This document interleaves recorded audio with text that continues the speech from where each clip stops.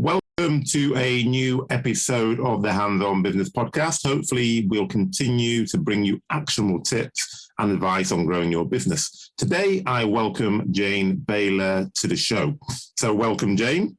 Thank you, Hakeem. It's a real pleasure to be here and a real honor as well. Thank you. That's a pleasure to have you on. So now, for my listeners, you may or may not have listened or watched the podcast I did with Ian Chamberlain, and that was about how do you take your skill set and knowledge and turn it into a business. Now, if you haven't, I highly recommend that you do so, because today is going to be a perfect second episode or adjunct to that, because what Jane is going to be talking about is how to explode your revenue and growth as an expert. So, right into it. Let's get into it, Jane. Tell me a bit more about your background and how you come, through your career to now be helping experts.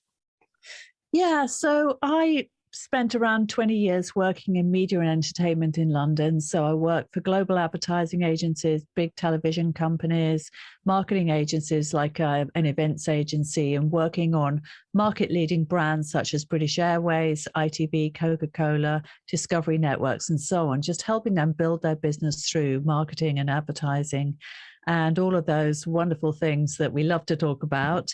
And then I scaled and sold a brand identity business to a US communications group. So really, it was that was my world for a very long time. And I've done a few different things, but last year, because of the pandemic, I saw people were struggling to stand out online and actually get the recognition and the results that they deserved. So that was when I thought, well, you know what, I can help them with this. So that's when I launched my Ideal Client Success Program. And that's now really what I'm focusing on, is helping my clients not just stand out for their difference, but get the results that they need. So obviously revenue, explode their revenue. Oh, thanks very much. And obviously we've been connected for quite some time. And, I've seen a lot of your posts, and it's all around attracting your ideal clients. So what makes you so passionate about that area, about helping experts attract their ideal clients? Well, okay, so I suppose there are two parts to that. So there's, first of all, working with experts, and then there's why am I passionate about people attracting their ideal clients. So a couple of years ago, I wrote and published a book called The Smart Connect, and that's also the name of my podcast. And the reason why I called it that was, yes, connection is a superpower in business, but it's also something that I'm very passionate about personally. So I really believe that it's only people that make you happy and make you successful, and that we have to choose very, very carefully who we bring into our business and into our lives. So the right people are going to lift us higher, and the wrong people are going to drag us down. And I'm afraid there's just no middle ground there. So it is really, if we want to be the most successful and the most fulfilled versions of ourselves, then we have to fill our lives with people who lift us higher. And of course, ideal clients are those people. So that's where the ideal clients come from. And then in terms of actually working with experts, well, I'm an expert myself. So I feel as though I have a natural affinity for people who are building a business around their own wisdom and expertise. And that really is what an expert is. So they've worked hard to develop their own intellectual property, their kind of point of view. They're not just selling somebody else's service. They're not, they haven't bought a franchise, or they're not in a multi-level marketing or network marketing company. It's all about them. And I just have a soft spot for those people, maybe because I'm one myself. And then, so what is an ideal client then? How do you define an ideal client? And then how do you know when you've actually found that ideal client that you want to then be able to scale your business around it? Yeah, so at its most basic, an ideal client, I call them AAA. So it's somebody who can afford you, who appreciates you and who takes prompt action to hire you. So, let's just keep it pretty basic. That is an ideal client. Beyond that, it's really somebody who there's a kind of business fit. There's a sort of business chemistry, really. So it's somebody that you would enjoy hanging out with in real life. You're not dreading the calls.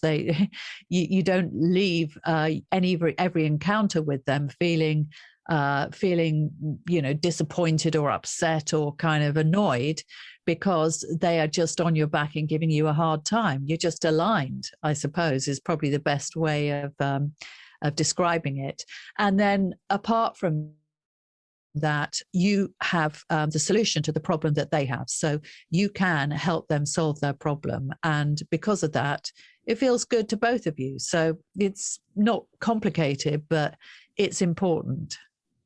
No, certainly. And obviously, find that ideal client makes the job, I would suggest, the way you've just defined it, will make it much more enjoyable in terms of the connection between both of you, and actually much more profitable, and having them coming back, hopefully, if you've got a solution to their problem. So how do you, and I'm sure there's a long and a short way of answering, how do you actually find that ideal client then? Because I suppose that's the holy grail that everyone's always looking for. I need an ideal client. Where do I look? How do I define it, etc.? Yeah, so lead generation is, of course, a big topic, and I think a lot of experts are, they struggle with lead generation. They want to know, well, where can I find these people? Of course, it starts out with defining them, because you have to know who you're looking for, because the internet has opened up massive opportunities and massive number of connections and contacts and so on. So, I mean, it all starts with clarity. So assuming that you've got to that point and you absolutely know what your ideal client looks like, and when by that I don't mean physical appearance, obviously, I mean actually, just which sector they're in and what type of client they are, really. So assuming that you've got all of that nailed down, it's really, where are they? Where do they hang out? Because really, you just have to connect with them in real time in the place where they are. And that really differs depending on the sector that you're in. So one of my clients, for example, who was an accountant, he had a background in leisure and hospitality, and he wanted to have more leisure and hospitality clients, but he was living in the Lake District and he wanted those clients to be local. So they would not necessarily be hanging out on LinkedIn. They would, most of the time, they would be very busy working in their businesses and being a very sociable bunch. Once things open up again, they would be looking for the opportunity to network face to face and to obviously bring some business to their venues.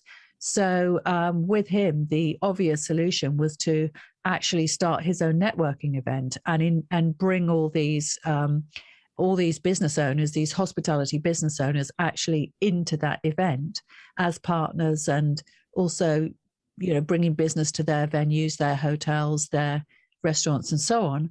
So that positioned him right at the heart of his ideal clients as the authority.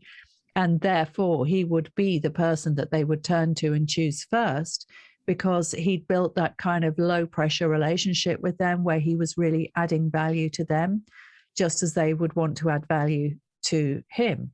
So it can sometimes be a virtual or even an automated asset that they create in order to facilitate that process. But sometimes it can be live, like the example that I've just described.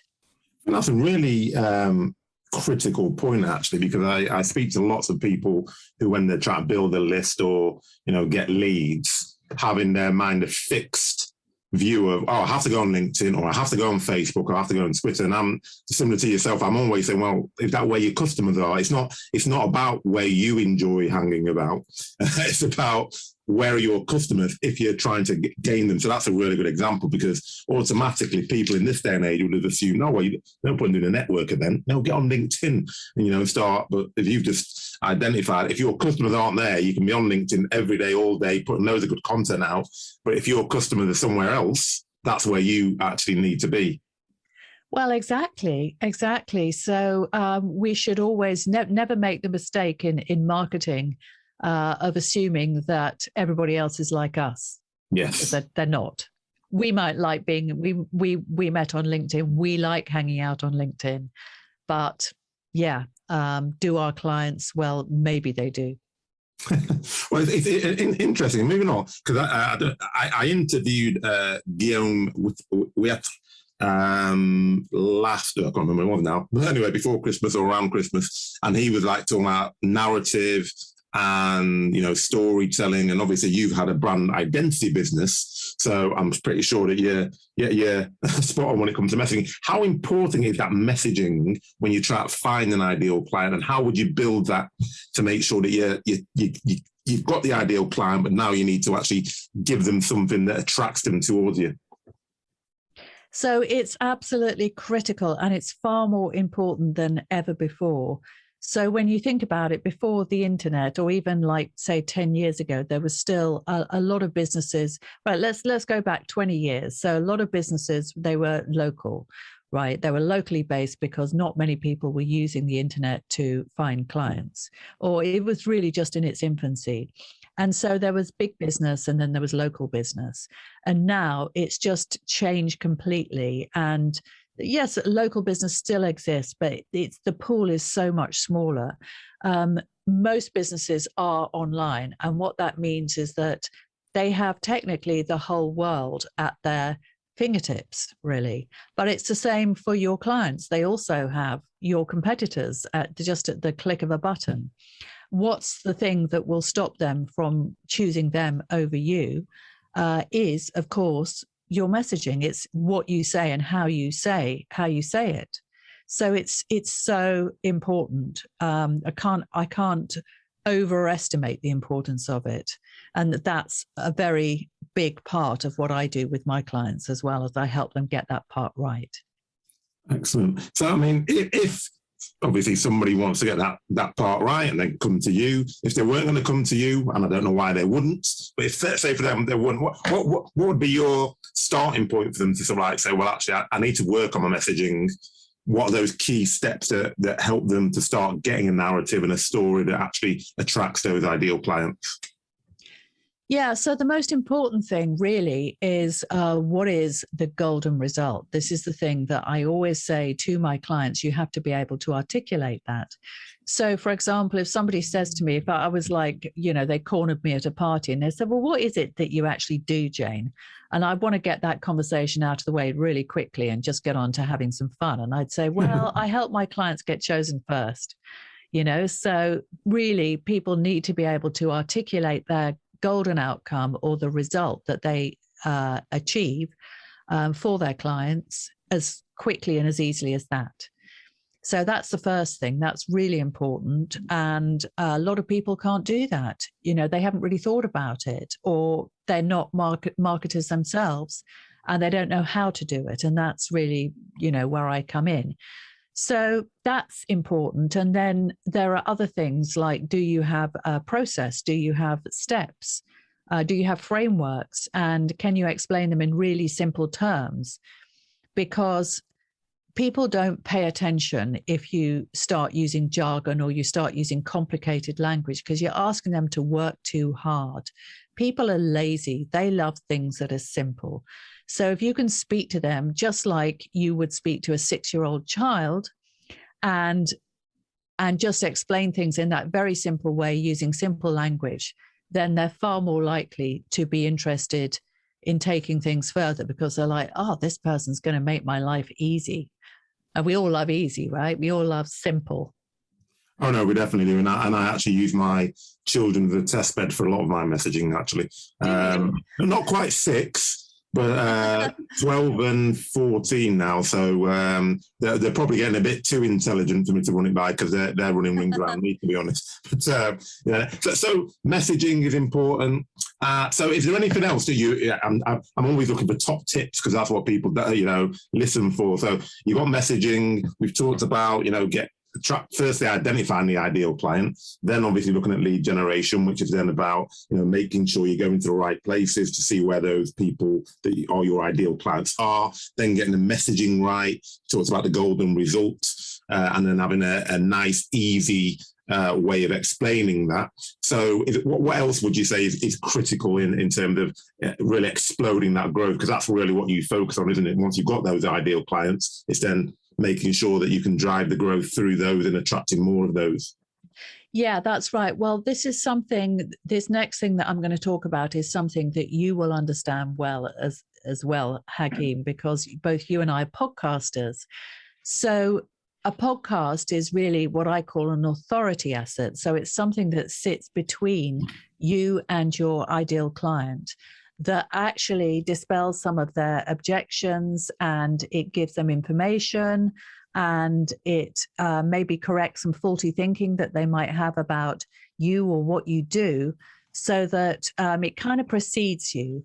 And I think more and more people are getting used to browsing before they buy. That is what's happening in real life all the time. That is just a trend. And so people are doing that more in the expert space. They want to browse before they buy. So it makes sense for experts to create assets so that they can do that, whether it's a podcast or a webinar or a landing page or some form of a live event like the one I talked about. We have to facilitate that opportunity, because otherwise we're just, we're too in their face too early. And also it gets very boring because we're having to repeat ourselves all the time. And I mean, look, there was a time when people used to have to do that. They used to have to hit the phones and have those same conversations over and over again. But, if you want to have a quality life, then it's really better if you're not spending your time doing that, and you can just send somebody your link and get them to consume your content and actually make up their mind as to whether they want to take it further on that basis. So having an authority asset, and I kind of made that up, but I think people get it, they understand it, I think is also important these days. It's interesting, actually, because if I go back probably about 8 or 9 years, actually. So I wouldn't have described it as an authority asset, and I didn't think about it as an authority asset when I first set my business, and I was doing a lot of face-to-face training. And I remember going into one room, and I'd never met the people before, and I was just about to start training. They said, "Oh, well, yeah," and they gave me my whole life history. Well, I said, "How do you know all this stuff about me?" And it's because I've been using LinkedIn from a very the early days. And they said, "Oh, well, as soon as we got your name through as the trainer, then we looked you up on LinkedIn." And that was kind of like a seminal moment for me when I started really try to focus on what I was putting on LinkedIn. Because at that point, you're on LinkedIn, it wasn't as interactive, it wasn't as big as it is these days in 2011, 12. But after I heard that, I thought, oh, right, hold on. So there's lots of people who are now Googling you, looking on LinkedIn, looking for who you are. And that's only amplified over the last few years. So I think you're 100% right that when I'm looking even for any product or service or individual, the first thing you do is go on to the internet and start searching about. And as you said, if you've got someone who's got a book, they've got a podcast, they've got webinars, etc., you might not watch it all, but you'll browse. And that person then is automatically going to stand out above somebody who hasn't got all those assets and is very difficult to find. And actually, that person who's very difficult to find might well be better. But just the way the human brain works, it's like, oh, hang on, they're everywhere, so they must be good. Otherwise, you won't have all this content. So it starts to separate you from everybody else, doesn't it? It does. And when you think about it, some of the biggest and the most valuable brands in the world, take Coca-Cola, for example. I mean, there is actually a scientific process that can be applied to brand, and it is applied to brand valuation. So Coca-Cola's brand is worth millions, of course, in fact, if not hundreds of millions. Why is that? Because they've invested in their brand for over a century. So that investment in both time and money in terms of creating those assets, it is building your brand, and it's building your brand equity. And brand equity, it has an emotional there's an emotional component to that. It's perception, isn't it? It's so it is very influential, definitely. The interesting thing you picked on there at all, Jane, is that perception. And I think when I was probably younger, less experienced, I don't know, I used to always think, oh yeah, but if someone doesn't like me, then I'm stuffed. And now I actually think when we're talking about ideal client, I think that's almost like the level 1 filter, isn't it? So the only people that are going to come to us because we are relatively visible are people who are attracted to the way that we speak, ask questions, etc. So you're automatically getting a first level filter because people who don't like you have already said, I don't want to work with him or her. So the only people that start to come into you are already trying to move down the ideal client filter.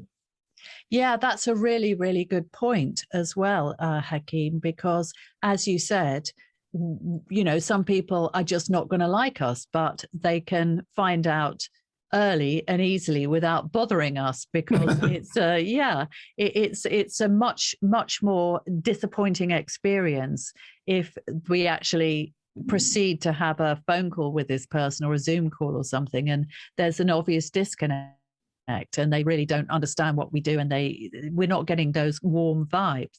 Now, if they're watching something like this and they're thinking, do you know what?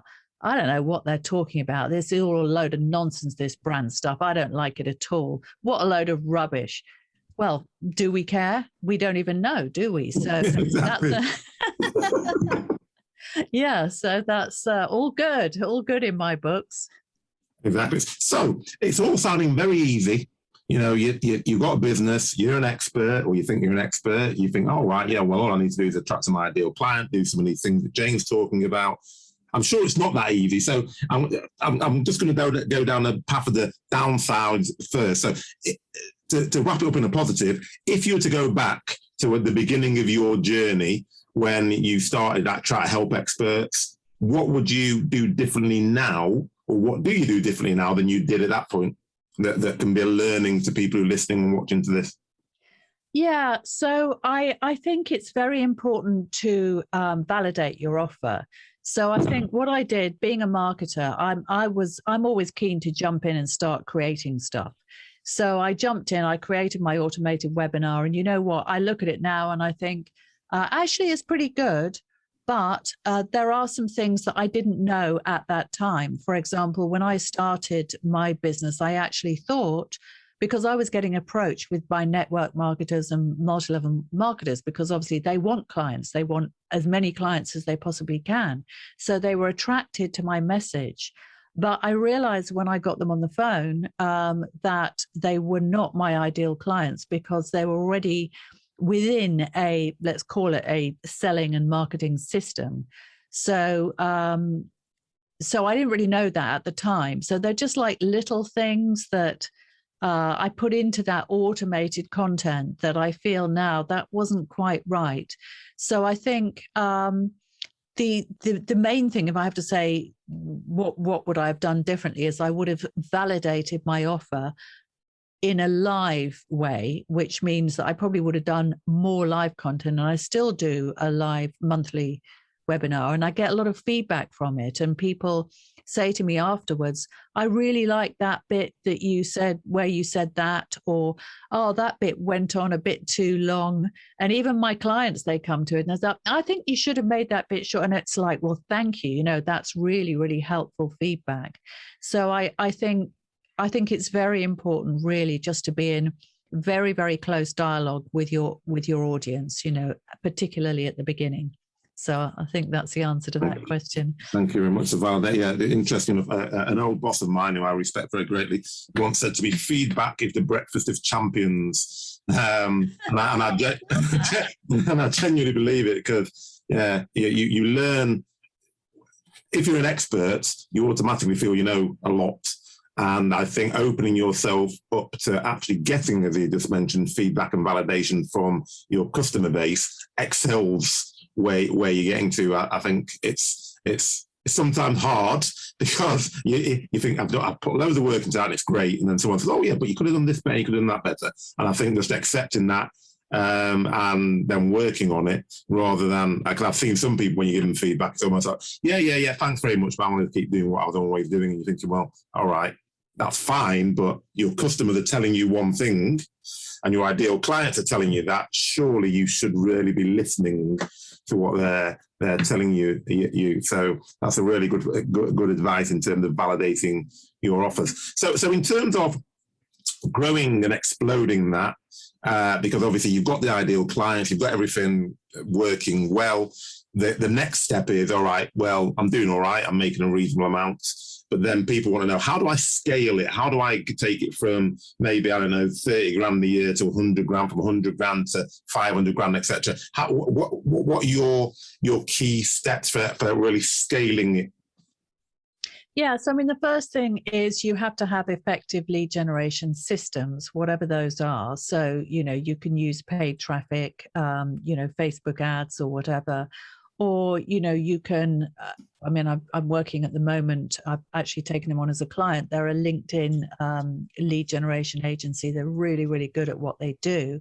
So there are lots of different ways that you can drive traffic and that you can get those leads coming in. You can create partnerships or whatever, but you have to be pretty systematic about it and pretty deliberate. I think that's the first thing.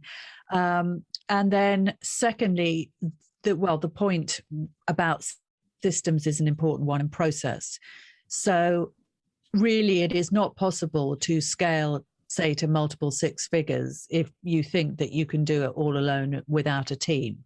So you need to embrace the fact, no matter how much you might not want to be managing people, you do have to build teams if you want to scale. And they can be quite small teams, they can be flexible, agile, outsourced, part-time teams, but you have to bring people in who are going to do that work for you.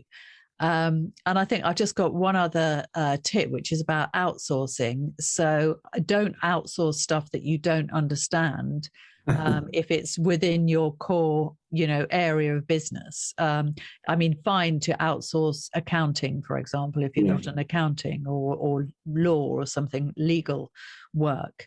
But in terms of marketing, don't expect that people, particularly cheap outsourced people, will necessarily know more than you, because most of the time they won't, and you will just end up wasting your time and money. So, you have to work at being an expert in terms of your own business growth. And if there are gaps there, get the right help so that you understand what to do, rather than just relying on those outsourced people, particularly if they're cheap and relatively low level, because it's not going to help. I think that last one, is a critical point, actually, because I'm almost obsessive. If I'm going to outsource something, if I don't understand it that well, then I start researching it to make sure that I do understand it. Because you're right, if you're outsourcing something you don't understand, generally you can't give the right direction, the right sort of KPIs. So it's then a year down the line when you've been paying for a service and you think, oh, that's been rubbish, it's had no impact whatsoever. And that's because generally you didn't really understand what it was you were trying to do. You just knew, oh, there's a gap here, I need someone to do it. Someone said they can do it. You think, oh, that's cheap. Oh, I'll pay that person. And I think it's a recipe for disaster. So I'm glad you mentioned that, actually, because that's a really important point. So just leading on from that, obviously you work with coaches, consultants, business owners, etc. So what are the classic mistakes they tend to make that you can help them with, when they're trying to scale? What are some of the things that you've seen? And I always say to people, give me examples, but don't give me any names that can be identified. I don't want to get sued. Yeah, so I think it really depends, because some of my clients are actually marketers themselves, and they obviously have let's just say, a more sophisticated grasp of marketing. So they know what they're not good at, and they know what they're good at. So, I don't think that this necessarily applies to them, but I do find that when people come to me who don't really understand marketing at all, so maybe they're in professional services, maybe they are, accountants or IT people or, maybe lawyers or whatever, then sometimes they just don't know what they don't know. And I think it is important to accept that, look, marketing is an expert business. It is an expert business that they are continually learning about. So experts like me, experts like you, we don't sit back and say, do you know what, we learned about marketing 20 years ago, and we got the qualifications, and now we're marketers.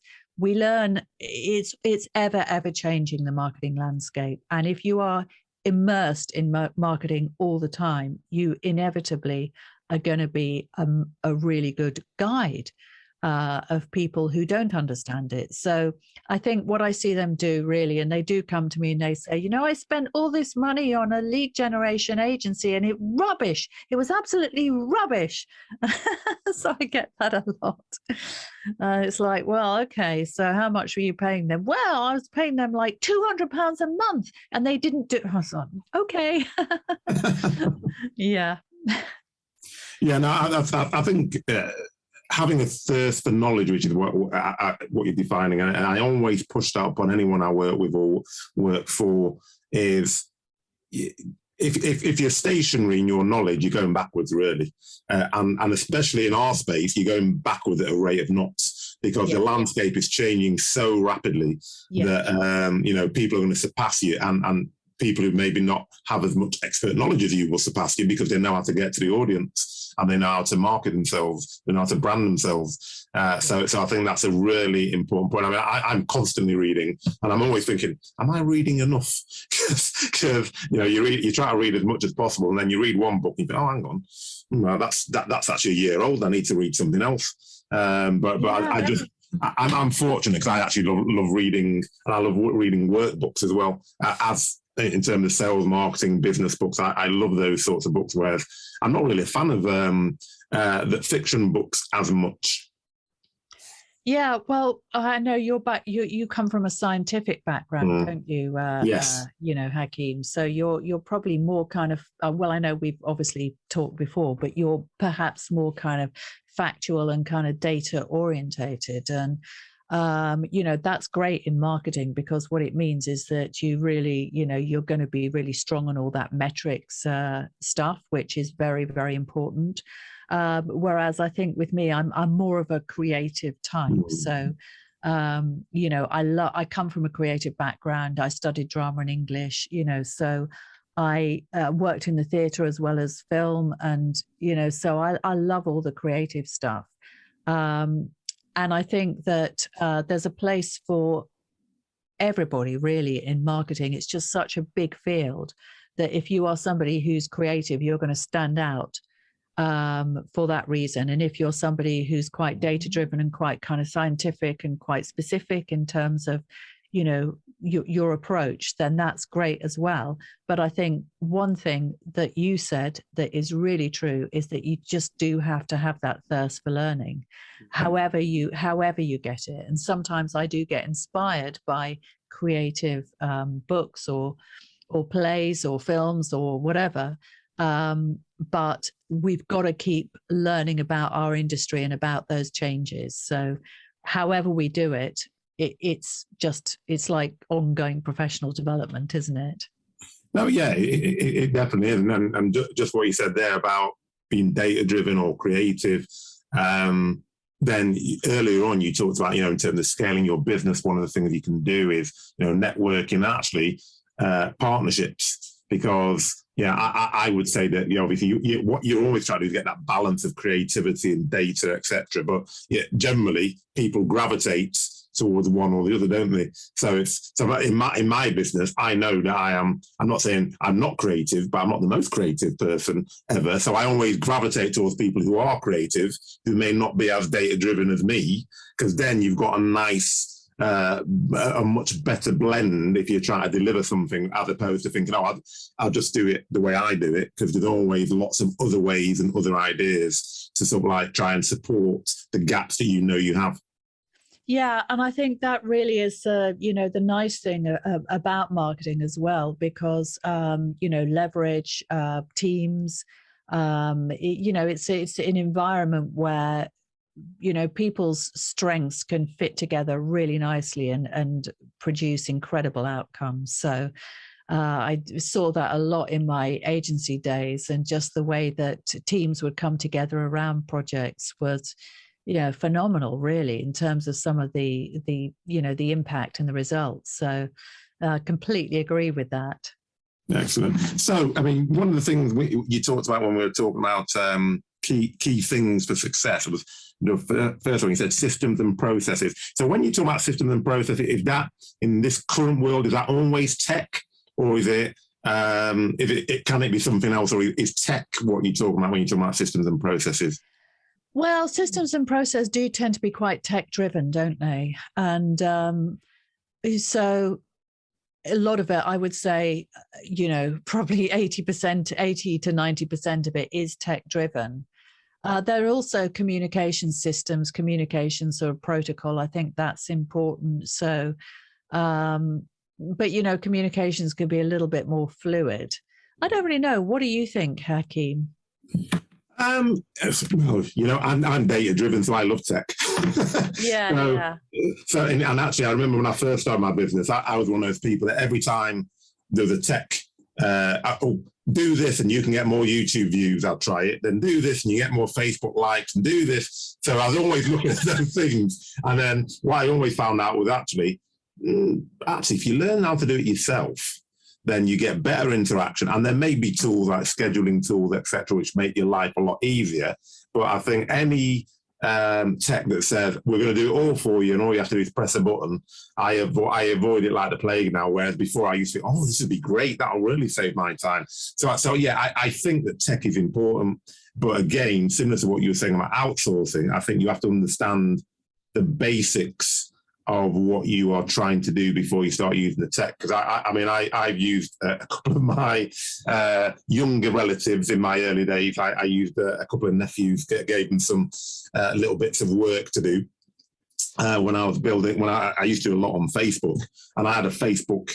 I had quite a lot of Facebook tools which allowed you to post, etc. And they used to see me posting, and they always used to say, "Oh, Uncle, can't I just use that tool?" And I used to get very frustrated because I always used to say, "I'm not letting you use the tool until you understand the basics of what you're actually trying to do. Once you've mastered that, then you can use the tool, because otherwise you just start."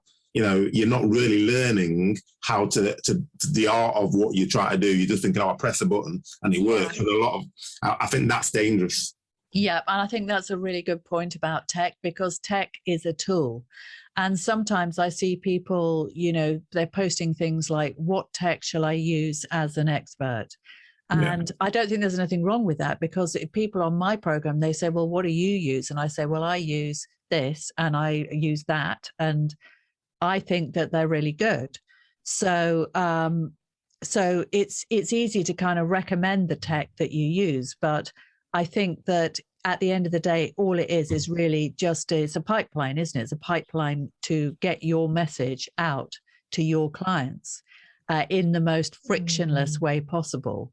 And I think that's, it's a facilitator, isn't it? And it's also using automation. I mean, I'm a great fan of automation because it's there to make our lives easier and to save us time.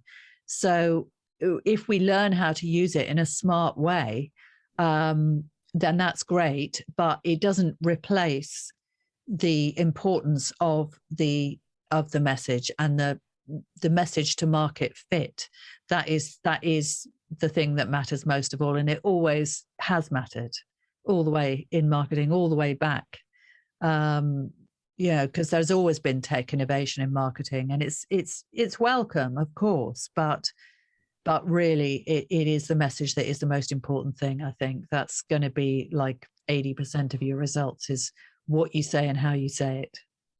No, certainly. And because we're talking about messaging, and obviously you're a brand expert. So we talked a lot about messaging and how important that is. What about your visual branding? Is that something that's important? Is it, and if it is it neglected, or is it done to the level that it should be done in these days? Yeah. So, as I said, the brand identity business that I ran, we did a lot of, when I say corporate identity design, a lot of it was for television channels. So we did the ITV logo, for example, and lots of other kind of brand identity and corporate identity campaigns for television companies. So, visual branding is important. There's no doubt about it. But brand is an experiential thing. So it's more than colors and it's more than logos. Colors and logos are like signposts, to your values. So they do matter because they influence perception. If you use like really nice, strong, bright colors, then people will think that, excuse me, that your brand has energy to it. Yeah. If you use like dark colors, moody colors, people will think that you're a bit kind of mysterious and a bit, so whatever, if you use like pastels, people will think that you're fresh and spring-like. So, they all colors have moods attached with them. And, moods are emotions, aren't they? So colors matter, fonts matter, all of those things, and just how consistent you are is the most important thing of all. So are you using like different colors in different mediums? Well, no one's going to notice. You're not going to stand out. You have to pick a color palette and be consistent, and have brand guidelines ideally. So you're using the same font, you're using the same logo, you're using the same strap line, and they're all packaged up in a nice colorful box. And just on that point, because obviously I do a lot of marketing and you speak to a lot of people, and people get completely obsessed with the logo. And it's like they do the logo to the almost like the exclusion of everything else. They're almost not thinking about the messaging. They're not thinking about, as you just said, the brand guidelines, how you pack it up. It's like, I have to get this logo. And they always look at people like Coca-Cola and Apple and say, look at those logos, they're phenomenal. So what's your view on that? Is that what they should be focusing on, or is it something else? Well, when we ran our, the brand identity business, it was always like a running joke that the clients would start arguing about colors, about whether, this pastel shade of green should be slightly more on the lime side, or, it would always be like the colors. And it's a bit like, I'm not really a car person. I've got a nice car, but when I went into the showroom, they were like, would you like us to explain all the features of this, that, and the other? And I'm like, well, no, but I like the metallic, I like that metallic look.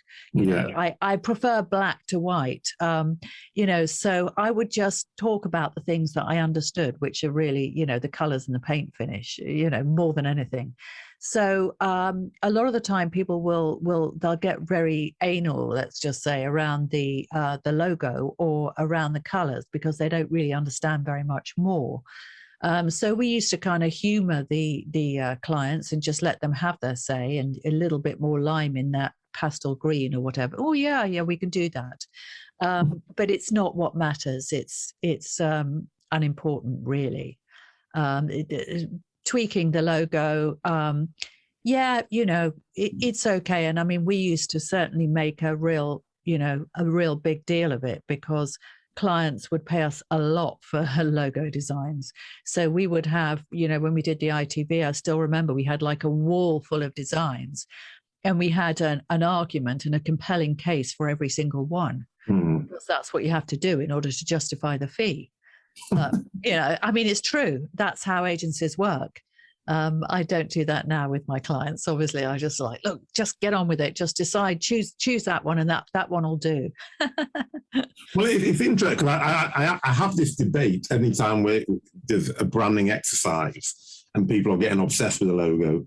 And I always ask the question. I don't know the answer. I know what my answer is. I don't know what the actual answer is, because my question always is, okay, so if you look at Nike and then you look at Apple, for example, everyone says, oh, the branding's phenomenal, the logo. And my question is it now seen as phenomenal because they are phenomenally successful, or is it phenomenal just because it is? And it always was seen as phenomenal? Because I don't know what my answer is, actually. if you have a half decent logo that connects with people and you're exceptionally phenomenal, everyone starts thinking, oh, that logo is brilliant, because that just personifies the brand. So that's just my view. But I don't know what your view is. You're more of a branding expert than I. No, I think you're right, because as you said, this thing about we were talking earlier about brand equity, and when you think about it, a company like Nike, look at all the money that they have put into sponsorship and adverts, and look at the association that they've got by using leading athletes in their advertising. How much has that actually cost them? So that tick that is the swoosh, actually, if I put that swoosh, if the Nike swoosh didn't exist and I put that swoosh on my website and I said, what do you think about I've got a new logo with a swoosh on, people go, yeah, I like it. Yeah, they'd probably be quite polite about it. And then they'd be thinking, what does it mean? It doesn't mean anything. The meaning is given by the investment behind the brand. So yes, it's powerful. Yes, the Apple logo is powerful. But if I went and, designed a pear and put it on my website again, people would be like, well, what's that all about? Yeah. So I think you're right. Okay. Oh, good. So I'll now be quoting this as saying, oh, well, yeah, I spoke to Jane and she's the brand expert and she agreed with what I said. So I've not been spouting rubbish all these years. Okay. So we're coming kind of to the close. A few more questions. So number one, I wanted to ask it. So you've given us lots of advice actually over this past period of time. But if there's one thing that you said, right, if someone's coming to me about attracting their ideal client and exploding their sales, what's the one piece of advice, if you could only give one piece of advice, you'd say to be successful in exploding your growth? Well, I'd say be willing to build your brand. Be willing to build a personal brand and stop hiding, because people choose people today and people can't hide and expect to be successful. And the most successful companies in the world, like Virgin, I mean, you just have to look at Richard Branson. He's got a powerful personal brand. So, I just think that that's a very, very powerful tool. So I think probably I'd say build your personal brand, and your personal brand, it is protection and, against business failure, because what happens if you have a strong personal brand and your business fails is, well, you'll go on to have another successful business. Hopefully a more successful business this time, because your personal brand is more than your business. It's the thing that you just take with you everywhere. So it is worth investing in, and it's always worth making yourself visible online. Okay, thank you. And just as a follow-on to that, because not you, but one, and I'm sure you've met them, will get people who aren't necessarily that gregarious, you just described it as stop hiding, but want to hide. They want to have a successful business, but they want to hide. So how do you deal with that? How do you get them to start from behind the sofa or behind the trees and actually get them out to explode their personal brand? Well, if you are not a naturally outgoing or charismatic person, and in fact, you're more of let's just say a geek, right? If you're a kind of geeky, but very, very smart kind of person, and you just want to be left alone to do what you do best, I think that is perfectly fine. But what you do have to do is you have to partner up with somebody that's going to build that brand for you. There's no way that you can just avoid it completely. You can be the power behind the throne and the geek behind the extrovert, and that's all fine. And a lot of businesses, very successful businesses, have been built on that basis. But somebody in your business has to be out there doing that work, for definite. Excellent, thank you. That's a really good piece of advice for that. So for those people who are watching or listening who are not particularly gregarious and don't want to stand on stages, because I always have people asking me, how do you calm your nerves? I said, well, it's quite difficult. It's quite difficult for me to say how I calm my nerves. I love speaking. So whilst I still get nervous, then I enjoy, and I use that because I actually enjoy, speaking to people, whether that's on stage, whether that's on a podcast. So I don't have the same issues. So it is always difficult to say, all right, you're really nervous, you don't like speaking, and I've got some techniques that you can pass on, but it certainly helps if you actually enjoy doing what you're trying to do to build your personal brand. Which leads me on really nicely onto podcasting, because obviously we're both podcasters. And we were talking about before in terms of, getting out there and building an authority. So how has podcasting in your specific journey contributed to your success? So I love podcasting. I always rave about it to people. It's just amazing, and it's contributed in so many different ways. So the first thing is that the Smart Connector is more of an interview show than anything else. I'm actually thinking of launching a solo podcast this year. In fact, it is definitely on the radar. But they're very different solo podcasts to interview shows. And I think the thing about interview shows in particular is that, first of all, they're a very, very powerful way of building your network. So they're a great way of actually attracting ideal clients. Yeah. Because you can just choose the people that you want to be your clients, and then you can invite them onto the show and interview them. And it's totally low pressure. And in fact, they're very grateful for the opportunity. So it really starts the relationship in the right way. So that's one very good reason to have a podcast. The other good reason is doing what we're doing today, for example. We're bouncing off each other, which is great because we're both marketers. And, it's just brilliant to be able to have those conversations and to look at things kind of differently. So you can improve your own knowledge and experience and wisdom around what you do and have fun in the process, because it is fun. It's great, because it's just like having a conversation, and so it can feel really relaxing and really fun. And then the other thing is it builds your authority. There's no doubt about it. I know that my podcast impresses people, and I'm sure that yours does as well. Just the very fact that we've taken the plunge and done it is a lot more than most people do. So when it comes to, building your brand, raising your value, just making you more interesting to your ideal clients and in your marketplace, podcasting, again, is a powerful tool. And then the other thing that I really like about it is just incredibly creative, because you are really, it's like you're building your own wall of content. And so you can shape it a bit like a sculpture or something like that. You can, choose the emphasis and the flavors, and it's like maybe cooking, like maybe cooking a beautiful meal or something like that, but it's going to have your unique flavor to it. And so in that way, I also think it's amazing. So I'm a big fan. If people say to me, should I start a podcast? I always say, yeah, just do it. Yeah, no, I concur with all those things. It's interesting, the authority piece. I can't, over Christmas, I think I told my niece, who is, how old is she, 21? I think I was talking to her mum, with my sister, about it. And she just looked at me and went, you've got a podcast. She was, because I think she thinks podcasts are obviously for cool people. She's thinking, how's my uncle got a podcast?